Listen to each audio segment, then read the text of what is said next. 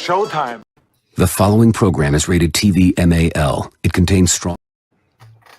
Yeah, it's definitely showtime. Welcome, ladies and gentlemen, to the Debate Center. I'm your host, Mike De Niro. I got my other two hosts here. But before we get into all that, first of all, happy St. Patrick's Day. You know, everyone's Irish on this day. I'm Irish. You know, everyone's Irish. But happy St. Patrick's Day to everybody watching. I'm definitely feeling lucky today because I'm joined by two of my favorite people in the world. First, my homie right here on my left, your right, or whatever it is. I don't know. But it is my man's, the notorious DOM from the Top of Wrestling Talk, the South Philly Psycho. Dom is in the building. What up? And if you can't say it all, just say DOS.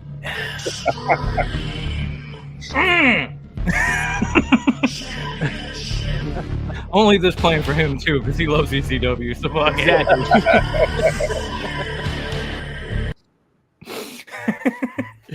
And we also got Mr. Fuck Coca-Cola, Mr. OnlyFans,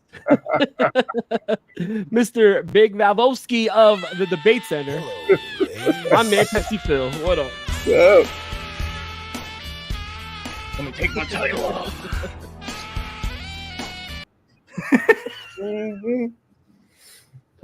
First, I had a successful 316. Now it's St. Patrick's Day. And of course, the host of this shindig, the man who takes you back in time.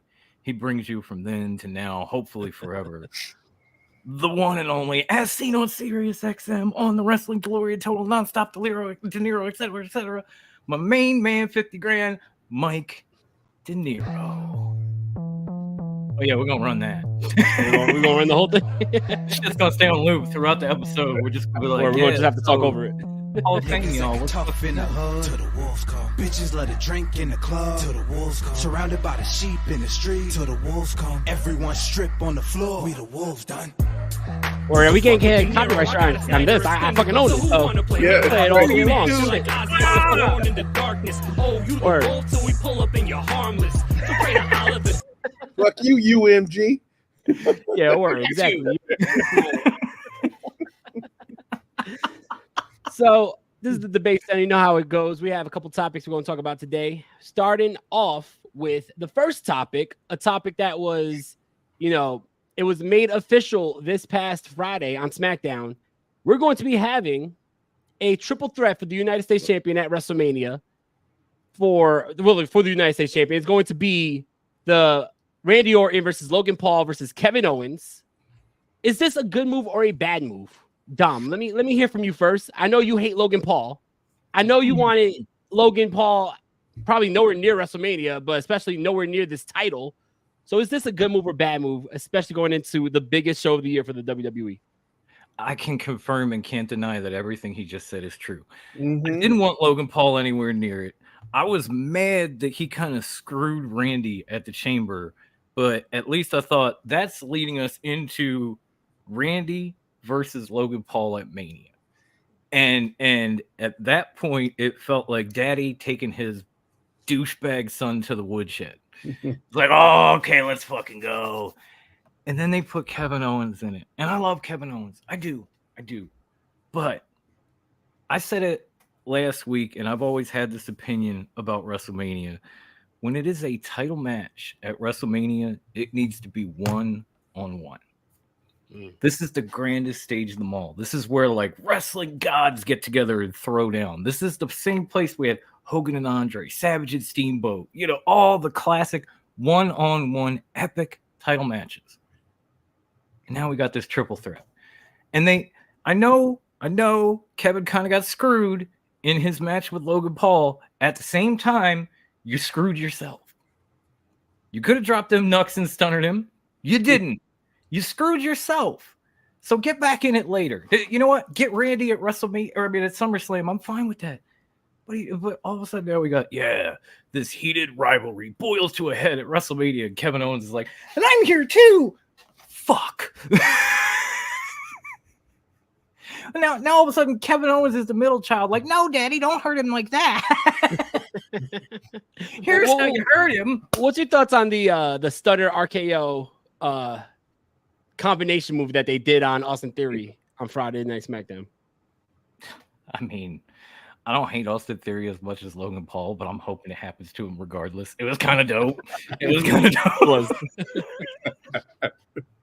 It's not as good as like the old DX Sweet Chin Music into the pedigree, but it was close. That's like top A number one. Right below it somewhere is that RKO stunner. Nah, most definitely. All right, Pepsi Phil, good move or bad move? It's a move. I can't really say if it's good or bad. Truth be told, it's a move. I'm not so married to the idea of one-on-one at WrestleMania. I do understand your point, though. I guess the issue I have is that this just make this, unfortunately, when you scratch the surface, yeah, it's a good match. The problem is that look at Kevin Owens and Randy Orton. Do they need to win a U.S. title? This feels like a match just to put Logan Paul over. Like, if you have Logan Paul beat Randy Orton, what is he, like 12, 14-time world champion? Kevin Owens, I think he's like 14 or 15, yeah. Yeah. 14. And then you got like Kevin Owens, who's at least multiple times heavyweight champion, multiple times tag team champion. Oh, you had the Indies if you want to talk about PWG. Yeah, that's what I'm saying. Throwing the rest of those, yeah. Nick must know Pepsi Phil well because Happy Swag Day. Hell yeah! Thank you, Nick. But the thing is, though, honestly, these two guys wearing the belt means nothing to me. Like, do they need it? No. Is it to put Logan Paul over? Probably, which makes me think he's going to win at Mania, which is just going to piss me off even more. But I think that's what they want. Maybe it's a big push to pretty much have him lose it at SummerSlam. But for me right now, this match, as soon as the match was announced, I was like, yeah, they're going to let Logan Paul win this one. I mean, it might be different, but seriously, who would you want to see with a U.S. title? Can you see Randy with a U.S. title? Maybe Kevin, but like Dom said, he like the middle child, whose pretty much only job is just to pretty much be the peacemaker and the go-between and the transition moves, and probably the one who takes the pin. So I totally agree with that. I think that this is a bad move. I mean, if you weren't married to the idea of Randy Orton versus Logan Paul, then you should have just scrapped the storyline, not go there in the first place, right? So you throw Kevin Owens in here so he could take the fall, right? Because there's no way you have Logan Paul beat Randy Orton clean, and there's no way I see WWE taking the title off of Logan Paul right now when it's still kind of early in the title run, especially with the type of press that they're getting for Logan Paul. And then right now you got Jake Paul going against Mike Tyson in the summer for on Netflix. So the Paul brothers right now have a lot of hype. So I don't think that they are necessarily going to be taking the title away from Paul anytime soon. I could see it going down at SummerSlam, but Kevin Owens is 100% in this matchup just to be the fall guy. In that case, I think it's a little predictable, and that's why I say this is a bad move. And I gotta say, to Human's question, I don't think LA Knight's really in limbo. I think that story with AJ is right now, but it'll pick back up going into WrestleMania, and he might be the guy that takes out Logan Paul at SummerSlam. Yeah, I was thinking the U.S. title would be a good thing for him too, dude. So that's the hope. That's the hope. But the problem you got a little psycho in you, Human. I mean, the problem is that basically means that we're gonna have to sit through a match where Logan Paul is gonna act like he just wrestled the best match of his life, and I'm just gonna sit there and go, bruh, even for a program match, you were still terrible. You're still a douche is gonna be my final thought. I mean, I tell everyone the same thing. Like, is he athletic? Yeah. Has he picked this up a lot faster? The problem is he's a terrible storyteller. And it's not technically his fault. It's like he brand new. He don't know about storytelling. Shit, you grew up on YouTube. What the fuck do you know about storytelling? No offense to YouTube. I grew up in Puerto Rico, remember? No, I'm playing. That's a good point. But like, until he learns a decent storytelling, because that match against Kevin Owens is a perfect example. Kevin Owens had a broken foot and did not even look like it. No. And literally watching Logan Paul fight him, it was like, Logan, have you even heard of a sale? Literally. I'm sitting there going, just go to Costco and look for a sale, brother. Just look for something. That's my main team Logan Paul since day one. I think that when it comes to selling, he doesn't sell, nor does he let things breathe. He's too quick to go to the next spot instead of letting just things breathe. And yeah, we all know that this matchup is probably going to end with Randy Orton hitting the RKO on Kevin Owens. Logan Paul pushes Randy Orton out the ring or some shit, steals the pin. It's too predictable. So definitely a bad move. The thing I always say about Logan Paul is it's one thing to be book smart. It's another thing to be street smart. And Logan Paul is the example of book smart. He knows all the moves and how to execute them. He doesn't know any of the street side of the game, any of that mental shit, any of that shit that comes with experience. He knows the other side. That's it. He is one-dimensional. So there's only been one man in the history of wrestling who picked it up within 2 seconds of jumping in the ring, and that was Kurt Angle. I was gonna say Kurt.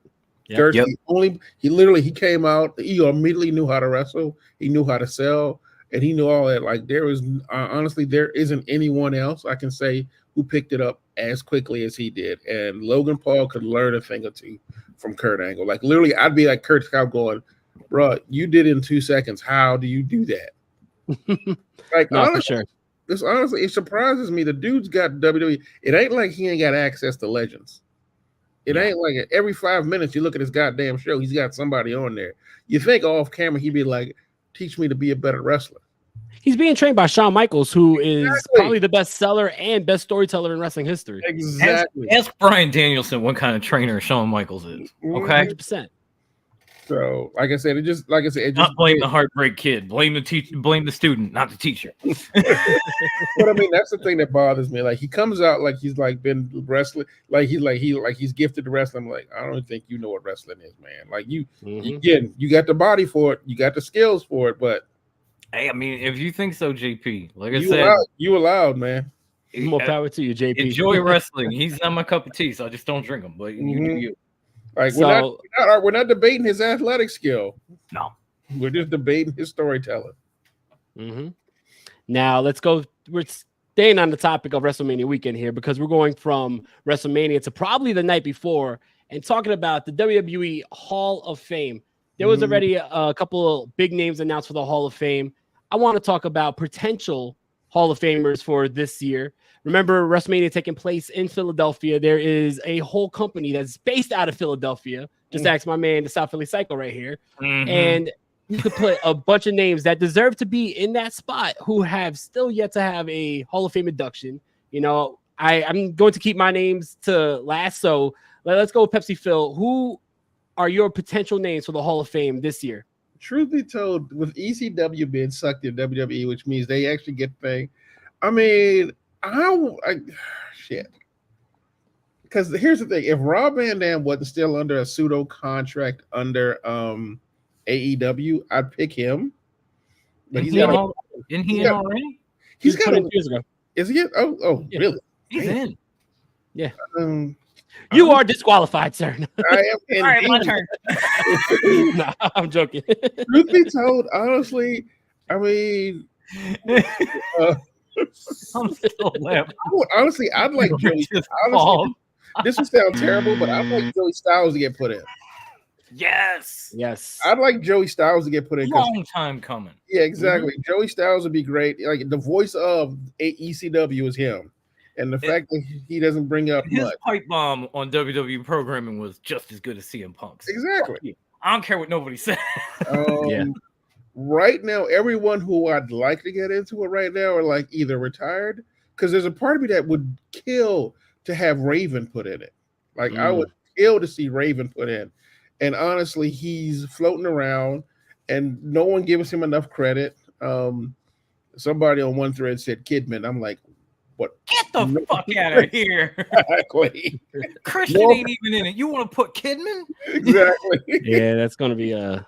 I'm sorry. I had a psycho moment. I'm sorry. I mean, it's a hot take. It is a hot take. But honestly, those are the only two I can really think about. Because honestly, since they have a pseudo weird relationship, there is a part of me that if I did Tommy Dreamer definitely deserves to be in there. I mean, truth be told, if it was up to me, if you're not going to put Tommy Dreamer in, you make him the one who introduces Paul. Like there is no one else. I think that's a given. Like if it's got like if you're not gonna put Tommy in this year, then shit. I mean, I'd have him be the one who does the speech for him. I mean, I like that. So those are the three big names I can come up with who are viable options. Because I mean, if I go on my dream, I was like, I want Sandman to be in it. Shit. I mean, there's a strong possibility the Sandman DLC now for the WWE 2K24. Exactly. Oh, why? Because he can't wrestle. and on top of that, they're making a new Sandman action figure. WWE Exactly. I'm like, so they show Sandman some love off on it. He's a grandpa now, so it comes with he has a whole podcast. Like, come on. Shout to the Sandman. I know Dom ain't the biggest Sandman fan, but I love the Sandman. I love the Sandman, but to be fair, the man cannot fucking wrestle. So can't have to fucking. First of all, we didn't love Sandman for his wrestling. No. So cigarette and beer, man. Sandman had two. Like, remember, Bret Hart said there are three things that make you great in wrestling. All you need is 2 out of 3 of them: a personality, your ability to tell a story in the ring, and wrestling ability. Are you kidding? Sandman got 2. I love Sandman because I would be in the bingo hall smoking a cigarette and holding a beer that I wasn't old enough to drink as he was coming down next to me while holding a beer and smoking a cigarette. Like dude, I can't even imagine the Sandman's speech. Yow. Yow. Yow, Zach. Yeah. Mommy. I'd be like, dear Lord, don't let him come out with a can of beer, please. Oh, and as always, shouts to D-Man and Yo, dog. All Elite Wrestling Television on Facebook and my man Jay. Y'all keep doing. But yeah, like I said, so I mean, truth be told, yeah, it'd be that. Like I said, those are the guys I want to see. Like Sandman, I think is a hard stretch that I don't think they'd let him go. It's a big stretch. It's a big stretch. But even D-Man agreed with Joey Styles, Phil. So yeah, and I do too. I agree with pretty much everybody you said that isn't Sandman, like Raven, Tommy Dreamer. You know, the Dudleys are already there. But I think I can always put in Public Enemy. Oh God, no! Shut your damn mouth now, Johnny Grunge. You know who I mean, obviously, I brought up Christian. I don't think that's going to happen because we all know where he is right now. Yeah. As much as I'd love to, as I'd love to see Christian go into the Hall of Fame. I think we got a better chance of a snowball surviving in hell. WWE is basically like.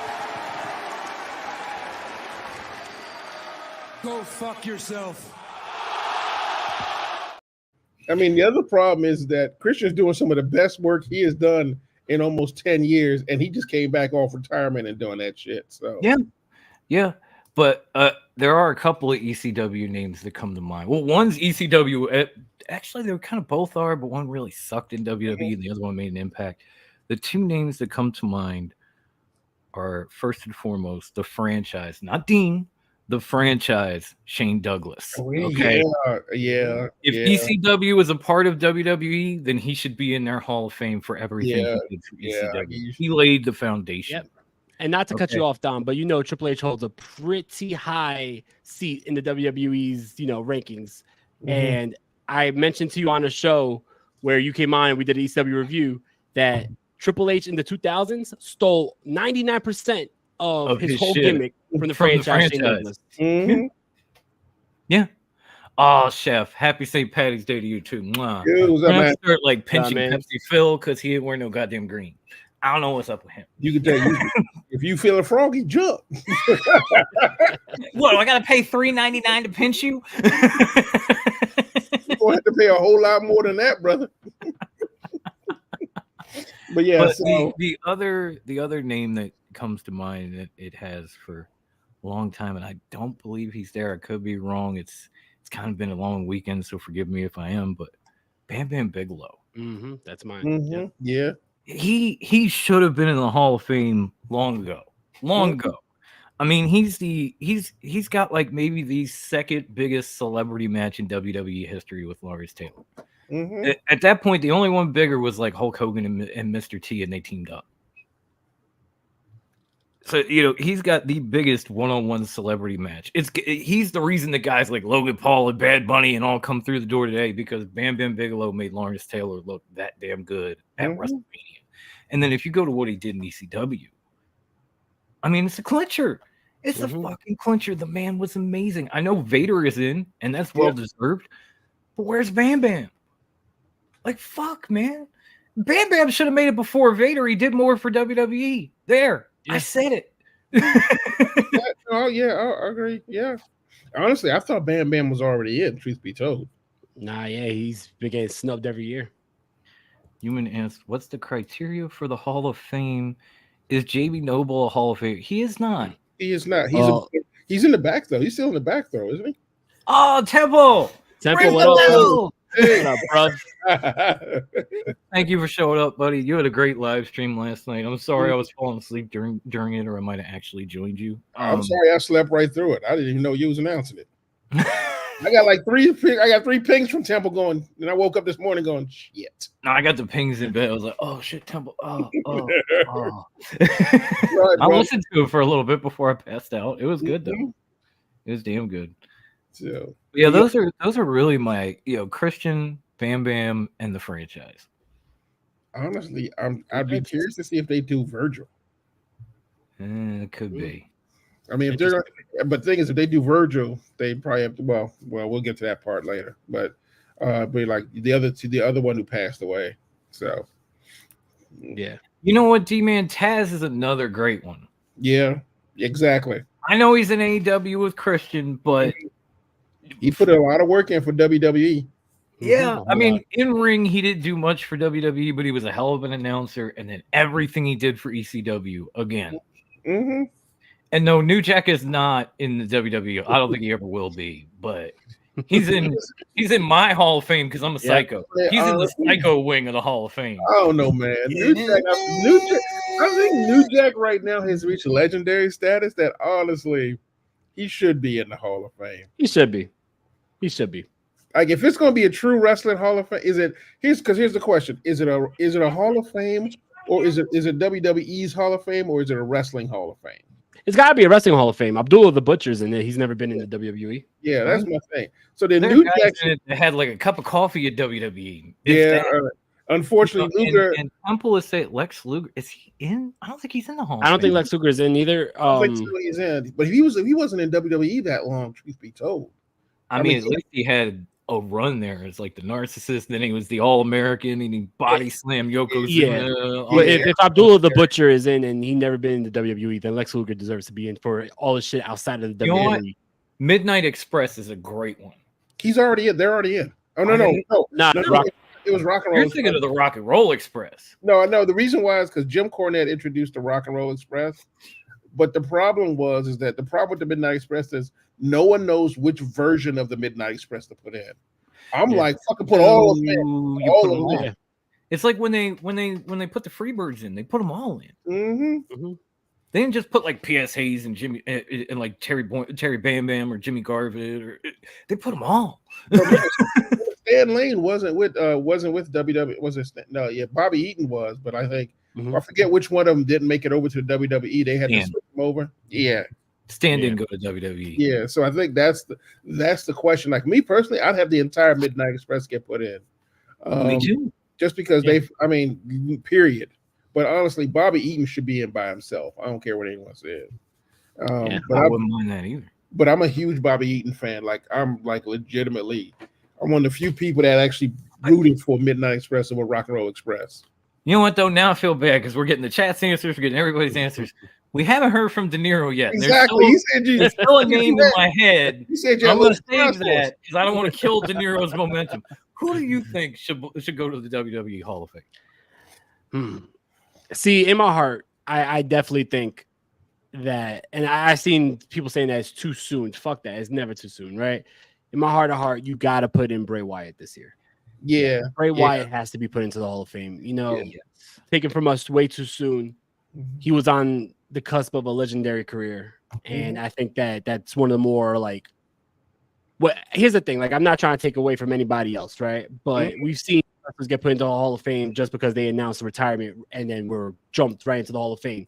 Look at Edge. The same year Edge said he was retiring in 2011, right? They put him in the Hall of Fame the next year, which is cool. But if you got people like The Rock still waiting, you got people like, Triple H still waiting, people like a bunch of names. Like, how do you have edge in between, all that? So I definitely think Bray Wyatt should definitely be in the Hall of Fame this year. If we're talking about ECW and we're talking about having it in Philly, I think that there's a couple big names you could put in there. Starting with one of my favorite ECW wrestlers of all time, Sabu. Sabu should be trained by the original Sheik, had a legendary career, had a stint in pretty much every major wrestling promotion: ECW, WWE, WCW, TNA. Had his little cup of coffee in AEW. He's been in every MLW, for Christ's sake. Oh yeah, he's been in every indie promotion. He's been in XPW. He's been in MLW. He's been in CZW. Like, there is a Sabu. Sabu was in CZW in 2010, and he was also in Evolve. That's when they were doing a lot of work. Ron Simmons, but the APA was never put in. I thought the APA and Bruiser Brody were already in. I swear. I think Brody is in. I think Brody is in. Yeah. Yeah. I think Ron Simmons is in, but I don't think Bradshaw. I thought they put the APA in, because I swear I remember Bradshaw and Ron Simmons with the beers at the podium. I think that was for Ron Simmons. Yeah, maybe it was. Maybe it was. But yeah, either one, I'm not mad at that. I mean, truth be told, I think if Bray doesn't go in this year, I think that's the reason we get the U.S. Express put in, because you got Mike Rotunda getting put in. No offense to Mike Rotunda, I enjoyed the U.S. Express for what they were. But honestly, I think Mike Rotunda gets mentioned because they may not want to do Bray Wyatt. You know what? That's good. That's not a bad idea either. Like, put his family in this year, and then put him in next year, and let the family induct Bray Wyatt. Mm-hmm. Let Mike and Barry do it. So if we're taking Bray Wyatt out of the equation, definitely Sabu. I was definitely going to lean towards Bam Bam Bigelow as well, for every reason that you said. The man was involved in one of the best, well, not the best, but one of the biggest celebrity matches in WWE history with Lawrence Taylor, WrestleMania 11, the main event, no less. He main evented WrestleMania, but the shit he did in ECW, becoming the ECW champion, his matches with Taz, his matches with Sabu, that match at the November to Remember 1997 with the franchise Shane Douglas being the biggest gate that ECW ever had. Like, these are big reasons. Never forget the barbed wire triple threat match, okay? where he literally taped his bicep up to continue the match because it was hanging out. Yeah, so I definitely think Bam Bam for sure. I had Sabu bleed on me. True story. Hey, I went to the doctor the next day, and I was about to say, oh yeah. No, I went to the emergency room after the show. Like, I need tests. This is in my blood. And then, I definitely got one more, and I think that this is a reach, a bit of a reach. I have a reach myself. I wonder if it's the same one. Mm-hmm. It's an ECW reach. Same. Right? Go ahead. All right. Don't bite my tongue. Go ahead. I think somebody who is extremely, extremely, extremely underrated. Somebody who doesn't get his flowers enough. Someone who had a legendary career and is one of the best technical wrestlers of all time. And being that we're the impact players of podcasting, Dom, I gotta say Lance Storm. Yes. Where's Lance Storm's flowers? I was gonna say. I had two that were kind of reaches, but they were ECW reaches, and they're both Mikes. One is Mikey Whipwreck. That's first Triple Crown champ in ECW history. It did so much more beyond that. The next one, Mike Awesome. 100%. One of the best big men of all time. And here's another reach. One of the most innovative big men of all time. He was Brian Cage and all these guys before all of them. And you know what? If he wasn't in AEW right now as a backstage agent, I think that a man who deserves his flowers, and this would have been a great opportunity for it, would be the new fucking show, Jerry Lynn. A man who is one of the best wrestlers who never gets any love from any big Hall of Fames like this. Yes. So those are my picks, my potential picks. JD, I knew it was you. I just had to give it a minute to let the new name sink in. I'm used to WrestleBread. My bad, Carl. I mean, can we get some love?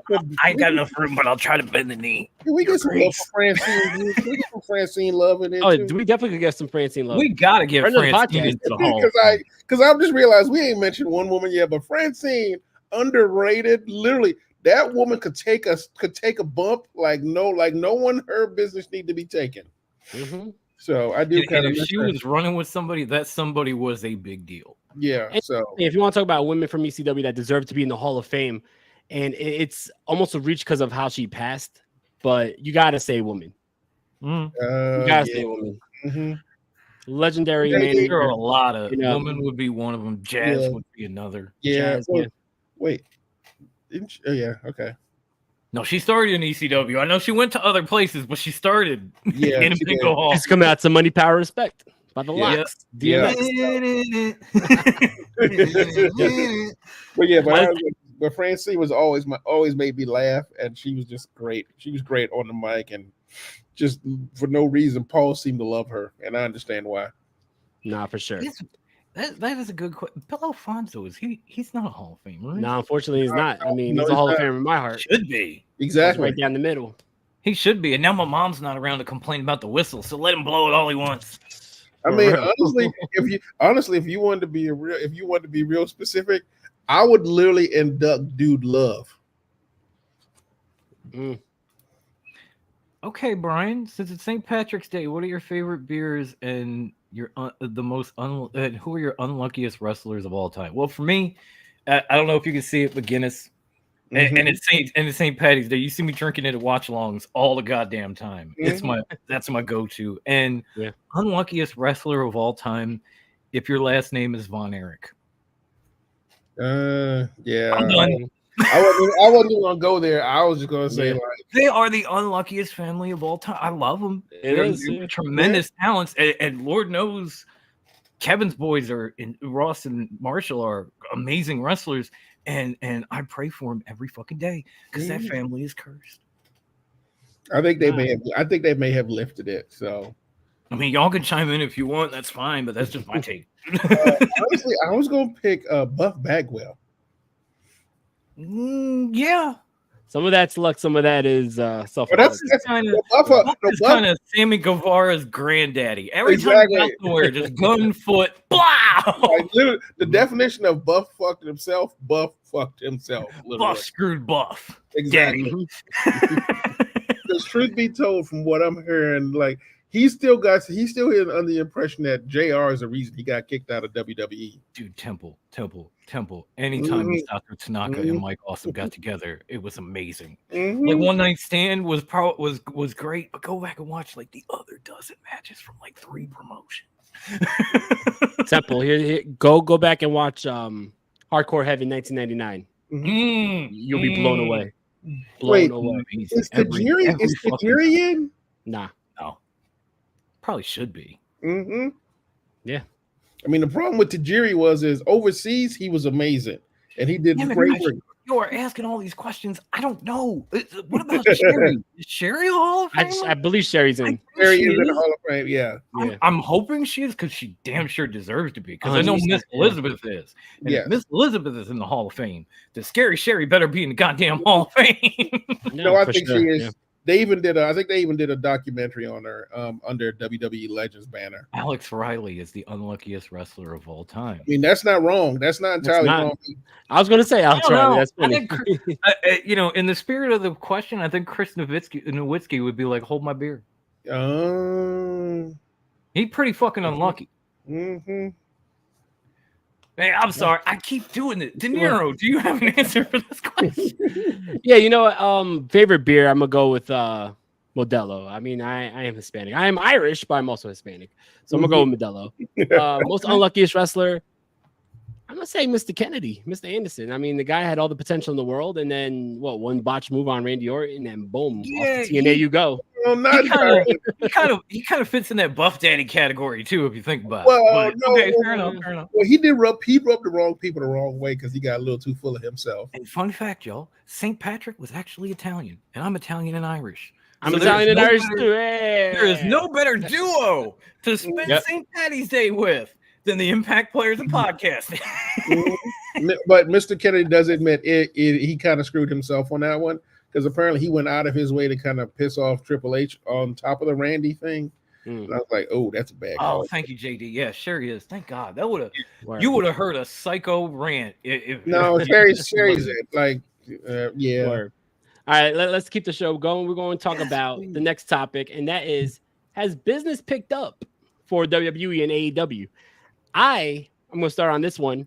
I definitely think that business has definitely picked up for both WWE and AEW. Mhm. Of course, WrestleMania season is always the most exciting season for WWE, but right now has a little bit of a special touch to it, especially with The Rock being back. And not just The Rock, but The Rock being the heel and doing all this, Attitude Era-esque heel work, cursing and talking shit and doing shit only the way The Rock could. Brings a lot of excitement to me, at least. Right? Singing again. That's what I needed. Dwayne singing.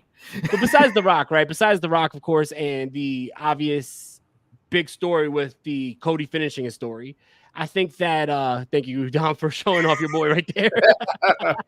Oh, you mean this guy? There's a lot of maybe besides the US title, I say that there's a lot of hype and a lot of excitement going into WrestleMania with a lot of good matches that are being announced now. I'm very excited for Jimmy versus Jay. I'm excited for Sammy versus Gunther. I'm excited for the tag team title match, ladder match that they're going to have. That's 12 people in the ring with a fucking ladder. That's going to be absolutely insane. So WWE business is definitely picking up. If you want to talk about the business side of it, I mean, they're doing big deals. They got the Netflix deal, multi-billion-dollar deal going on. So definitely business on both the in-ring and off-screen is very well for WWE. They did finally get Venereal Kink McScumbucket to sell a bunch of his shares. That's business picking up. For about 200 million. Yeah. Now on AEW side, I got to say that, I talked about it on the Wrestling Delorean this past Thursday. I mean, AEW has been the most exciting, has been, in my opinion, since 2021.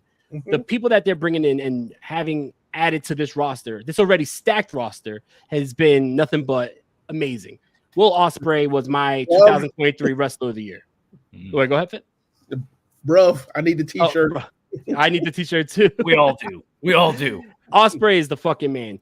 And then that's not even where you stop. Bringing in Ospreay would be a big jolt to the roster alone. You bring in, quite frankly, one of the best wrestlers of the last 20 years, and that's Kazuchika Okada. Okada coming in is a huge deal. This was not just another great wrestler from Japan. This was the guy. This wasn't one of the guys. This was the guy. This is the John Cena. This is the Roman Reigns of Japan coming in and joining the AEW roster. If that wasn't enough, what we saw this past Wednesday with Mercedes Moné coming in is another huge deal. Not just because of her being in the middle of the women's evolution in WWE, but this is someone with mainstream popularity now. She's on Disney Plus with The Mandalorian. I think she has the music album coming out soon. She is in the mainstream. We saw her saw her like announcing the nominees for, I think, the anime awards a couple weeks ago. She's at Crunchyroll. She's at the Crunchyroll Awards ceremony. Yeah, with Megan Thee Stallion. That's awesome. That's mainstream, and I think that's going to bring. What you're calling it, human? Is that what you're calling it? But definitely, Mercedes coming in. Mercedes coming in is a nice jolt to the women's division, and I think that brings a lot of mainstream attention to AEW. So yeah, overall, I think that AEW is about to do better business. I don't know if the ratings are going to go up and down. I think AEW's ratings fluctuates, but if you hear the rumors that the AEW is offering higher contracts than what the WWE is offering some of these free agents, then business must be good for AEW. And I'll tell you this right now, on screen, forget off screen, forget the whole business side. On screen, AEW is a lot of fun to watch, is exciting, and I have nothing bad to say about anything that they're doing right now. So yeah, I'm very excited to be a wrestling fan right now. Business is definitely picking up for both companies. Yeah, I mean, for me, no offense, but for me, this is kind of a dumb question. Because if business doesn't pick up for WWE leading into WrestleMania, they might as well just shut the shit down. Yeah. And if every other promotion can't take advantage of that, they might as well too. But they really are getting good. I mean, yeah, the triple threat, you heard me talk about that, and that kind of brought me down. But the rest of the card so far looks amazing. AEW is improving in leaps and bounds. We've talked about it on this show with the production and Mansoor and all that visually, and as far as stories and everything, it's all on the uptick. I'm enjoying the living shit out of it. I didn't think I would enjoy the Bucks and Okada being elite, but that triple pose is fucking art, man. Where he just and then they flex next to him. It just feels right.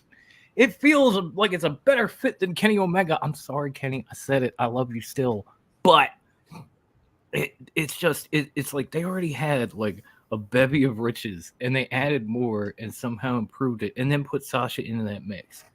And I don't know what that means for the women's division yet, but if anybody was going to get eyes on it, if anybody was going to get it more televised, if anybody was going to take it to the next level, it's the woman that helped do it in WWE in the first place. Mm-hmm. And yes, no offense to Saraya, but because you were there too, but you were there to kind of help transition it away from divas. Mm-hmm. And then Sasha and the horsewomen were like, okay, we'll take it from here. Mm-hmm. And your neck gave out. So there was that. But Mercedes is that woman. And I'm excited to see where that goes. Like I said, and I know I'm beating a dead horse, but it looked good at big business. That was one night. I need more of that. Mm-hmm. You ain't got to have really 2 matches, but if you can make women's wrestling feel that relevant every fucking time you come on air, I'm going to be a happy guy. Mm-hmm. It was one night, though. Let me see it again and again and again. But it's definitely on the uptick, too. And even these other promotions are hitting hard, so business has definitely picked up. And I'm enjoying the ride so far. You can call me a Cody crybaby all you want, but The Rock was bullshit, and everybody knew it. Even The Rock knew it. Okay. Yeah, Dom kind of touched on what I was going to say. I'm going to break the segment. It isn't just WWE and AEW that's picking up business. I think everyone is. I mean, look, if you look at the free agency market, you got guys like Mustafa Ali out here blowing up TNA. TNA pretty much literally. And Nick Nemeth. I was getting him, Nick Nemeth, who's pretty much bouncing between here in Japan and GCW and TNA. Pretty much blowing up, like you want to say. TNA itself, with their new partnership, has actually got business. AEW, we just saw you covered that. WWE, they also picked up. You got guys like MLW who are starting to do some damage right now. They're bringing Raven back. Right. Even New Japan. Or the War Chamber, that's going to be fine. Exactly. Even New Japan's got Jack Perry out there. Like, you're doing it, Jack. Exactly. You're doing it. Jack Perry, who's back with the House of Brutality. Was it House of Brutality? No. House of Torture. House of Torture. Thank you. Yeah. Sorry. I'm thinking Aria. But like even something BDSM. I don't remember which one. But even New Japan is starting to blow up, and it's like literally like they're expanding their horizons now. Because I'm telling you right now, the New Japan Pro Wrestling app is just delightful. There ain't nothing but ass whoopings. If you don't know why Okada is getting a title shot, I don't know what to tell you, Temple. You know why he's getting a title shot? Because he's Okada. That's why. I understand Temple's argument. There is an argument. He might have one less title to take from Eddie after Mark Briscoe is done with him, but he's still getting a title shot. I do understand we had this conversation last week, so I do understand why. But reiterate. Why is he getting a shot? Because he's Okada. That's why. Nero just said it. He's the John Cena of fucking Japan. Yeah. But like I said, for right now, John Cena walks into AEW, he's getting a title shot. Yeah, John Cena walks in, he's not having a match with Aaron Solo. Exactly. You do not need to build Kazuchika Okada up and make him go through the rankings. He is the fucking rankings. Those people should have to beat Kazuchika Okada to get a title shot. And I would understand if it was a world title shot, but I mean it's the Continental Crown. It's just shit if it's world title. It's like, oh, Swerve, you really want this shot at Joe? Okay, you got to beat Okada. That'd be much more. But anyway, this is for me. Arguably, this is I know we always keep going back to the Attitude Era as being the golden age of pro wrestling. I think this officially is probably the actual true golden age, because every franchise itself right now is promotion right now is actually starting. It's finding an avenue to be public, which is I think is probably the best part about wrestling right now. I mean, and let's face it, competition breeds excellence. Yeah. We don't everyone we don't like using that word sometimes with things, but let's face it, there is a clear every company is in competition with each other. Hold up.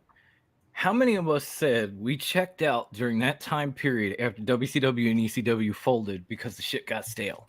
Yeah. And when did we check back in? When TNA jumped in, right? Mm-hmm. TNA saved it for me. TNA and Ring of Honor. You can try to pretend like this isn't a thing, but guys, it's a fucking thing. And you know what else needs to be a thing? I'm sorry I missed this because we were laughing. How is Mr. Perfect not in the Hall of Fame? He's not? I thought he was. He's not. How is he not? If the chef's saying it, the chef knows. Well, that may have been because the old regime was still pissed at him when he passed away. I don't give a flying fat rat ass, man. He's Man. he's Kurt fucking Hennig. I'm sure they were still pissed at Randy Savage too, and that motherfucker's in. So And they Man. put him in. And they he haven't out Stephanie, for Christ's sake. They haven't put China in either. China hasn't been put in individually either. Well, that's because, Steph. Exactly. Like I'm saying, don't say it's cool. You can plow Steph, but you can't plow Steph's man. There's a difference. There are a bunch of people who should probably be in there, and probably Stephanie, if you're watching this, that's a double standard. You created the women's evolution. You can't have this double standard. Put China in. I mean, honestly, she deserves a solo entry, but like I said, it's one of those. It's a politics thing for her. Like, it is not debate of the week on this show. She belongs in the Hall of Fame. Sorry, I had to go back to that because we were laughing over something. Pepsi. Yeah, but like I said, honestly, the truth of the matter is, it's like everyone's doing better than we have been probably since the Attitude Era. And honestly, in my opinion, now that we got rid of the Attitude Era aesthetic formed because of one man's internal perversions. Venereal Kink McNugget, God damn it. Exactly. We actually get real wrestling between individual. So I mean, honestly, can you imagine if Lucha Underground was still around right now? Yeah. Even Temple brought that up just now, and I miss Lucha Underground like the desert misses the fucking rain, y'all. Because Lucha Underground right now would literally be probably in a higher place than MLW is. 100%. Oh, absolutely. We can't bring back Lucha Underground, but at least we can get Vampiro versus Penta 2. If we're lucky. Bring back Wrestling Society X. It's almost yes. That right there. Yes, we could do that. That's not under any copyrights. We can do that. So I got reminded of a wrestling promotion that most people don't know. Dickheads. Exactly. Most people don't remember, and honestly, you're supposed to not remember it. But remember Wrestlicious?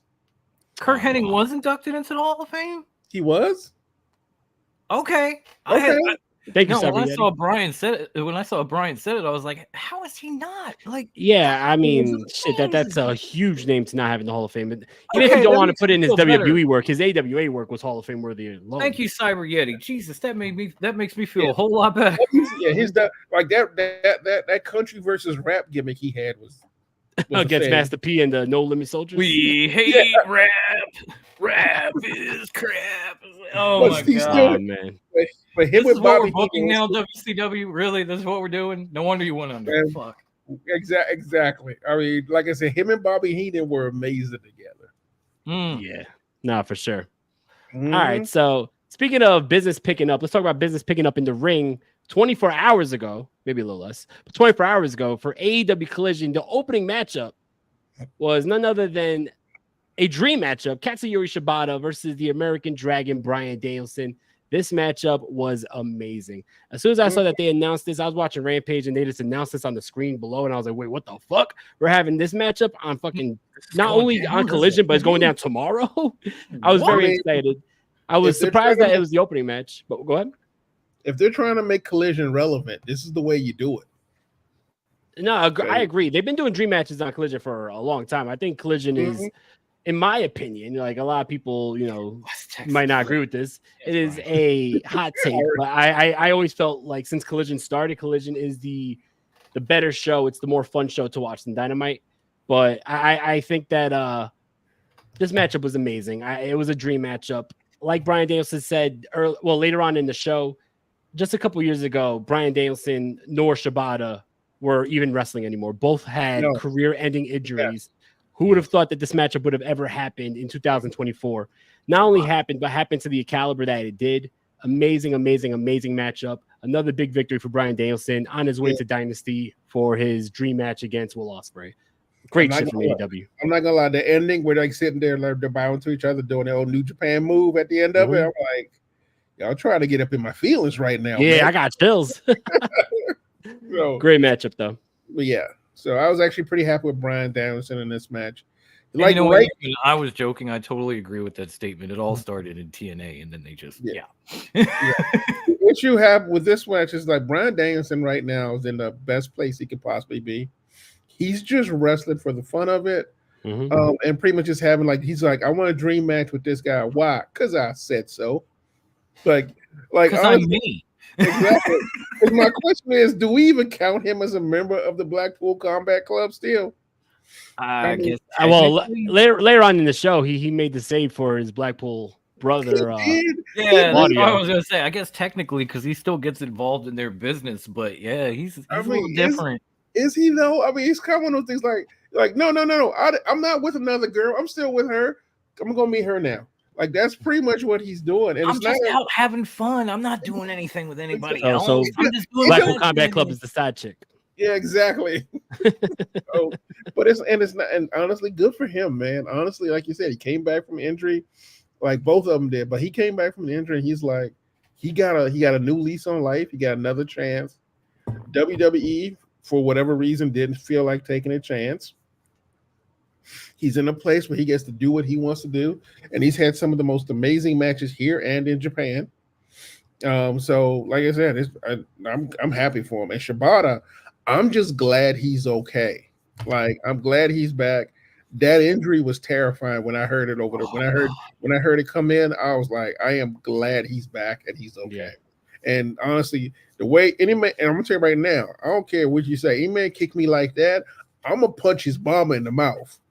None of the members of BCC can point to Blackpool on a UK map. I mean, that's probably true, man. You ain't wrong. You ain't wrong. Honestly, you ain't wrong. You ain't wrong. The one guy You're hilarious. You ain't wrong. The one guy who could left. You know what? And that's the thing. I definitely think that they should have changed the name from Blackpool Combat Club once the guy from Blackpool is no longer with them. I think they should at least went Combat Club, or you see what's his name? Moxley wearing Death Jitsu. That would have been a cool name for them. But yeah. Blackpool Combat Club is dead. So it was like the Bloody Combat Club. I don't know. We're the Badass Combat Club. Something. And truth be told, I ain't gonna lie to you. I'm a Blackpool Combat Club.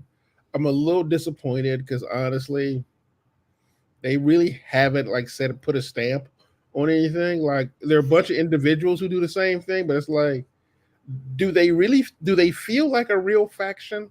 Is my question. Like I know they're carrying the same jackets, but do they feel like a real faction? Like it ain't like when the Horsemen were rode together and they just like, oh Lord, they're coming, rest of them. It's just like they don't even have the same entrance. Yuta comes out the front, everybody else comes out the back. I mean, that's John comes out the crowd, everyone else comes up the ramp. Yeah. So it's like, do they really count as a faction? No offense. I mean, at least Claudio and Danielson's music kind of matches because it's like classical leading into club banger. And you got Bryan Danielson out here doing the Wandering Samurai move like he did back in the day. And Wheeler Yuta is like another famous man from Philly. The Fresh Prince just standing there like, how come nobody want me, man? So BCC's as the aesthetic is great. However, the execution's a little bit lackluster right now. I mean, they had a good couple of runs, but it's like if they're not doing anything, you're like, you guys need to do something. So it's like, honestly, we never did get our battle with them in the House of Black that I really wanted. Yeah, it looked like we were going to go there. Exactly. No. Yeah. What a talk about wasted opportunity. But yeah, it's when it comes to these two. I mean, people say like, oh, how come he doesn't act like the rest of the how come Danielson doesn't act like the rest of the Combat Club, or how does he get these You know why? Brian said it. Because he's Brian fucking Danielson, the greatest wrestler in the world, next to Okada, who gets the title shot because he's elite and he's great. There's your story, by the way, Temple. Don't think I'm not watching the comments. So it's and then I saw what happened to Shibata, like not live, but I watched it after the fact on the and oh my god, like I can't express the amount of like concern, sadness I had seeing that. And then I see him come back, and it feels like every time he gets in the ring, he's dropped on his damn head like 900 times. And I'm like, dude, no, stop, please, no. It's like Sting. I'm like, protect Shibata. These two are two of the greatest, most technical, most brutal, beautiful fucking wrestlers from their respective continents. Put them together in one ring. Like, sadly, I didn't get to see the match. I had some personal stuff I had to attend to Saturday night. Didn't get home till late. Was passing out when I saw Temple live on Instagram. So I can't wait to go back and fucking watch this shit. I'm sure it was a banger. I'm sure these two put each other through hell. I don't even care who wins. You know who's gonna win? Me, because I'm gonna see it. That's who. That's who. The prediction champ. He wins. Nah, definitely. I think it was a great matchup. But this is the debate center, right? Mm-hmm. So it's time to debate. Let me find the clip. Let me find the clip. Where the fuck? We're gonna have to debate. We don't even have a. Let me create a banner for this one right now. It's time, as always, for debate of the week.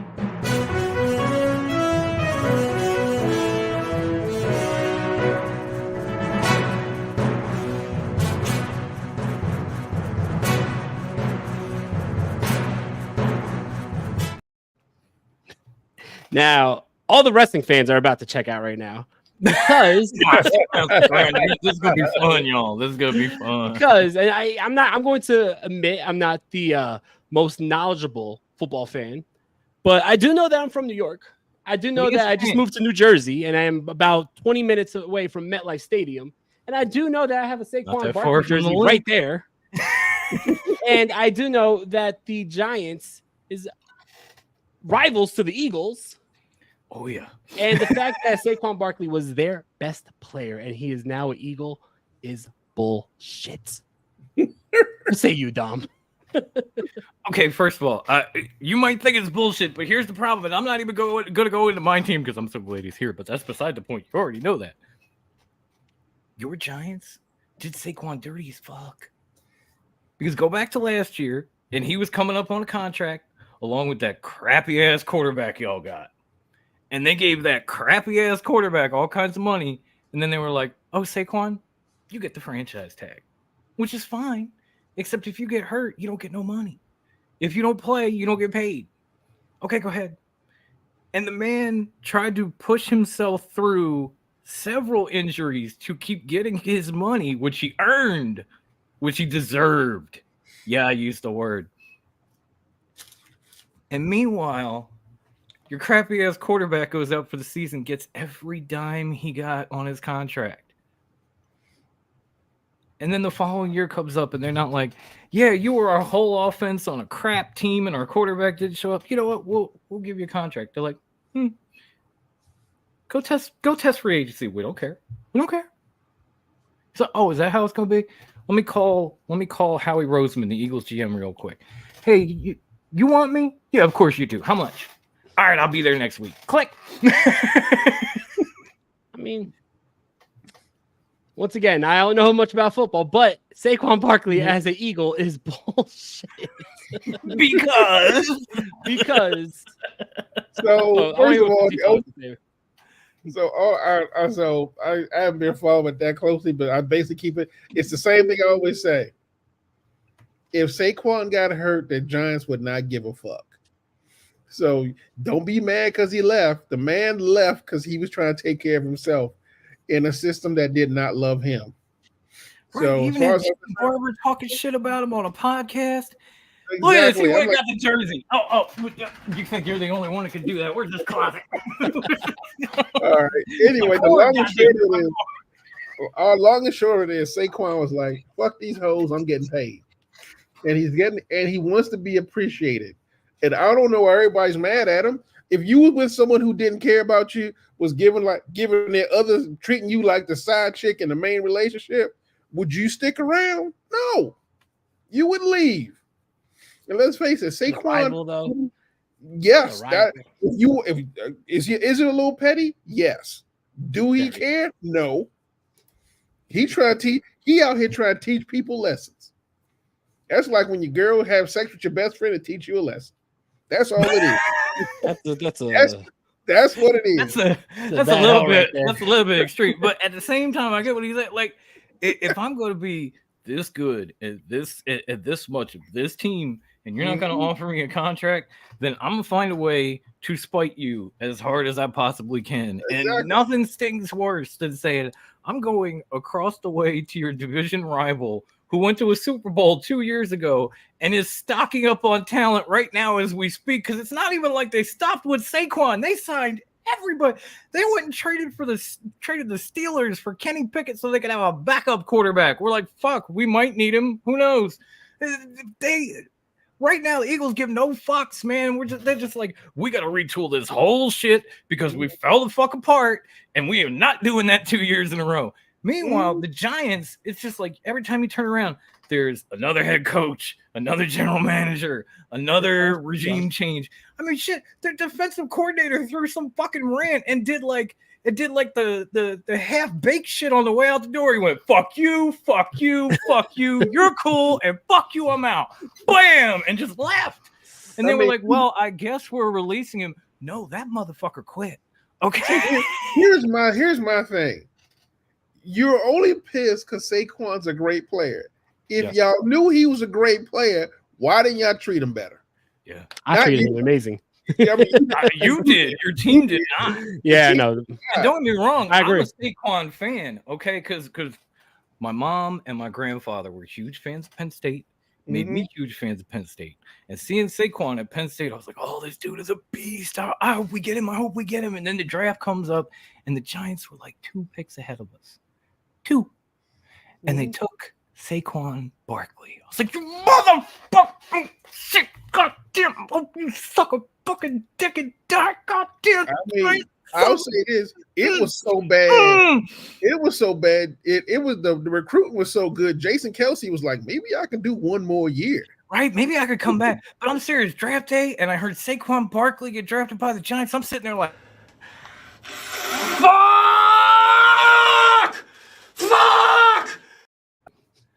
So this just feels right. I mean, keep in mind, this is also, like I said, we still got a long way to go. Remember, the season ain't even started yet, so we'll see how it goes. Oh, Pepsi Cab confessions. It's a little too early for X videos. I have no idea what that means. Temple, fly, Eagles, fly. Ah, Temple. Football is soccer to you, bro. Anyway, so there you have it, folks. The first debate here on the Debate Center. That was it. Definitely a good show. It had to be done. It had to be done. It was fun to do. We will probably do it again. I was just about to click that. Thank you, homie. See, it's all love. It's just, the Giants fan feels differently than an Eagles fan does about I definitely do. I mean, this shit might get put on fire today. I don't know. Anyway, I can't wait for their first meeting. Can I have it? No. No, that first meeting's gonna be crazy. And I'll spray paint it green and put an Eagles logo on it. But definitely a great show with a lot of great topics and great laughs. I appreciate you guys. No, this was so much fun, guys. Thank you to my family on screen. Thank you to everybody in the live chat that came out for this festive St. Paddy's Day special. Thank you to all the people that have been riding with us. If you haven't, please smash the like, hit subscribe, even ring the bell so we ain't got to be all over social media telling us you're coming. You'll know when we're here. Why do we got to do all the work? Do something for us. It's a bell. Click it. Yep. Nah, most definitely. And everybody, make sure you check out Wrestling Delorean podcast every Monday, Wednesday, and Friday on all audio platforms, and Raw Dogger with De Niro every Monday at 10:30 Eastern. The last 30 minutes of Monday Night Raw. We also got a lot more watch-alongs coming, so stay tuned for all that. A lot of big shit happening on my side. I'm very excited to show it all to the world, but I love you all. Have a good one. Take care, yeah. Bye.